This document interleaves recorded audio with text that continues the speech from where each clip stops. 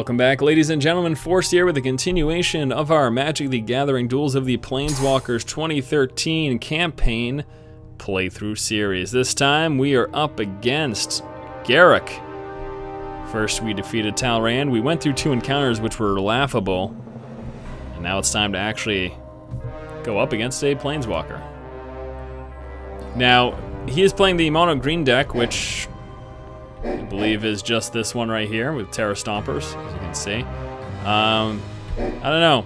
I'm almost thinking trying the red deck. See how it goes up against it. I don't want to play the same deck he is, pretty much. So let's give this a try. Let's do Born of Flame. I only have those 3 decks right now. I'll unlock more in the future. And here's a little bit of cinematics, actually, about Garruk. There he is. Look at him. Oh, it's scary. This is kind of cool, though. They've kind of added this. And we're actually going to start off with a bit of information about the man himself. Human male, age 36. He is 8'2", 480 pounds. That is a large man. Style of magic, favorite creatures, favorite spells. Distinguishing features. Wears a helm that used to belong to his father's killer. That's pretty depressing. All right, so pretty neat here. Again, he's a Planeswalker, so they're trying to give like a little bit of, they're trying to add a little substance to this, which I can appreciate. The Magic universe is pretty rich. Let's take a look at it in my hand here. Now, Garruk gets to play first. All right, 2/2 flying haste. Whenever an opponent is dealt damage by a red or instant sorcery spell you control, or by a red Planeswalker you control, return Chandler Phoenix from your graveyard to your hand. That is an awesome card. Also got Magma Phoenix, which can return to my hand. When it dies, 3 damage to each creature and each player. Awesome. Then what is this one? 4 damage to our creature, 2 damage to creature's controller. Now, my only concern here is that this is all pretty hefty casting costs, but I think I'll keep it anyways, because I like having those Phoenixes at my disposal, and I've got the mana to be able to play them. So, my concern is that this deck is supposed to be quick, fast, and doing damage early on, and if I give Garruk a lot of ramp-up time, I'm concerned that that could end up really going pretty poorly for me. We'll have to see, though. Garruk with 2 in play now.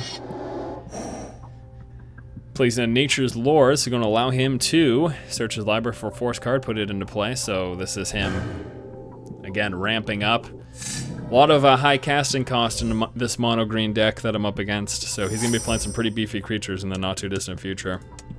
Which means I need to get this train rolling.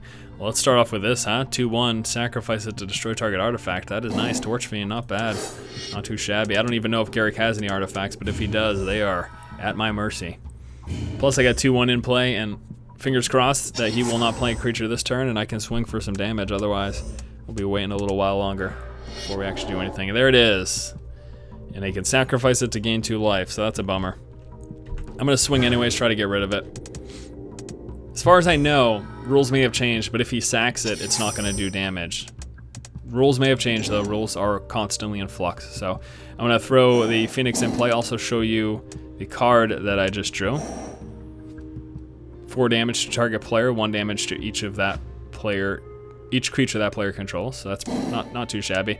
We're going to firstly throw Chandra's Phoenix in play, flying haste. He's going to be able to swing this turn, which we will, of course, do. Swing for 4. Now I want to see if he can block and sack it still to gain the 4 life. He might be able to. Swing for 2. No, he cannot. Okay. So I just want to quickly talk on that. As far as I remember, sacrificing negates any damage that creature may do. It's kind of one of the fastest things you can do in the game. Oops. Check a look at that is 3/3 hexproof. I can't target that, but even though I can't target it, something that does massive damage across the board to like all creatures a player controls will still be affected by that. I just cannot directly target it. That's the problem. I got 4 in play, so I can't play. Oh, I can play that, but I can't target his creature because he has hexproof. So that costs 5, and this costs 5 as well. So really nothing doing for me this turn, but I'm gonna swing for 2. Bring him down to 16. He'll be hitting me pretty hard very soon though, as he's got that 3/3 in play. And I'm also really concerned now that he's going to have another turn for mana, what he's going to play this turn. Let's take a look. Should see another force come down and another creature. No, nothing yet. Maybe next main phase. It's 2 main phases, 1 before and 1 after attack. He swings me for 3. I take it down to 17. Things are close so far. A little too early to tell. He's also gonna drop this into play. Tap 8. Target creature gets +5/+5 and gains trample until end of turn. That is crazy good. I need to kill that. On top of the fact that it's a 4/3, which is a lot of damage as is. So he is going to die. And actually, we're gonna do that before the end of his turn. Can I? Yep, 4 damage to target creature, 2 damage to that creature's control. Let's play that before the end of his turn, so I can save up my mana for next turn. That thing dies immediately. It's a big creature. That power up is crazy. It would take a while for him to be able to afford it, but it's still really, really good. So definitely want to get rid of that. Now I got 5 mana in play, so I can finally start playing some of these bad boys. Question is which, right? Can do 4 damage directly to him, 1 damage to his creature. I did also draw into this Furnace Whelp, which is decent. Huge fan of this though. Comes into play, 3 damage to each. Oh, when it dies, it deals 3 damage to each creature and each player. Plus, I can return it from the graveyard to my hand by tapping 5. I think I'd like to play him. He's also a 3/3. If I wanted to, I could kill off his creature, which I probably wouldn't do anyways. I'm just saying. That's the possibility. Now, time to swing for 2. Bring him down to 12. I'm actually feeling pretty comfortable right now. I stated this in one of the prior videos. The only concern here is that since this game just came out, I don't know the decks yet. So not only do I not really know what my deck's capabilities are, but I don't know what I'm up against. I'm just always playing off the hand, which really in Magic a lot of times you need to consider the odds of what your opponent has in their deck, what they could be drawing into, and also what you've got coming up. He just played an Emerald Medallion, which means every one of his green spells costs 1 less colorless to cast. So increases the probability of him getting out some higher casting cost creatures there. That's a good card.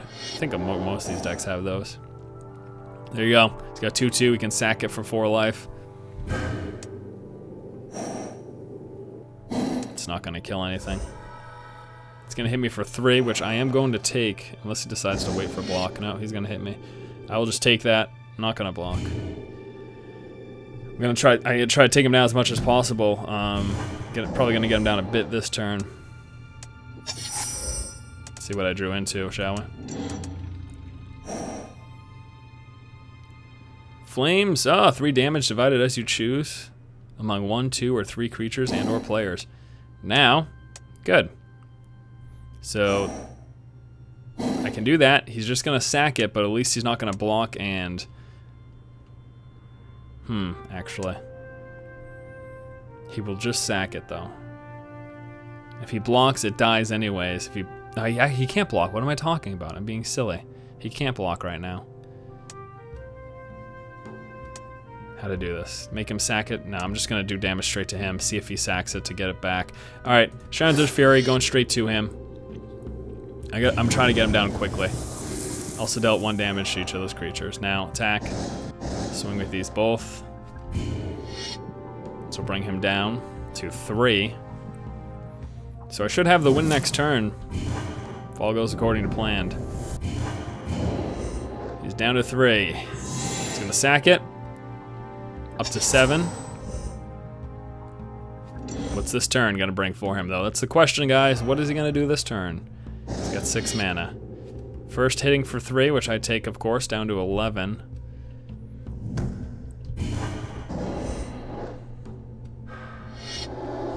What was up with that lag?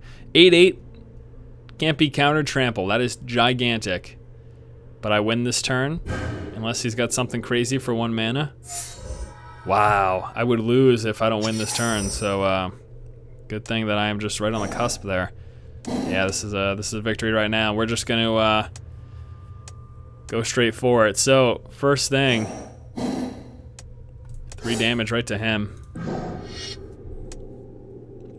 This was a close game. I was just about to lose. 3 damage right to him. Assign all 3 of it. And then we hit for 5. Unless he's got a fog, should be victory. If he has a fog, then I lose the game. I don't think fog is in type 2, at least in this. I don't know. Nope, it goes through. And whew, that was close, guys. We would have lost next turn if that had not been the victory right there. So there you go, Force wins. as such, unlock a card for the deck. And that's it. Wow, I didn't even unlock a deck there, so there you have it. Great, awesome, wonderful, grand. Thank you for watching. Been really enjoying playing, and hopefully you guys have been enjoying the game as we are here with Magic the Gathering, Duels of the Planeswalkers 2013. Innistrad. The plane of Innistrad is plagued by ghouls, ghosts, vampires, and werewolves, but humanity is protected by the Archangel Avacyn. I've defeated Garruk and unlocked the Plane Chase campaign, so now I have access to Plane Chase and the Innistrad. You can see I just finished Chandalar onto Innistrad, and this will be for upcoming playthroughs. Starts off with 2 encounters and then works its way into actual enemies. Hopefully the encounters in the future are better than the ones we've faced in the past. Alright guys, that does it for this episode of our Duels of the Planeswalkers 2013 playthrough series. Tune in the future for more Magic the Gathering as we work our way through the campaign. Very, very exciting. Thanks again guys, keep watching and keep owning.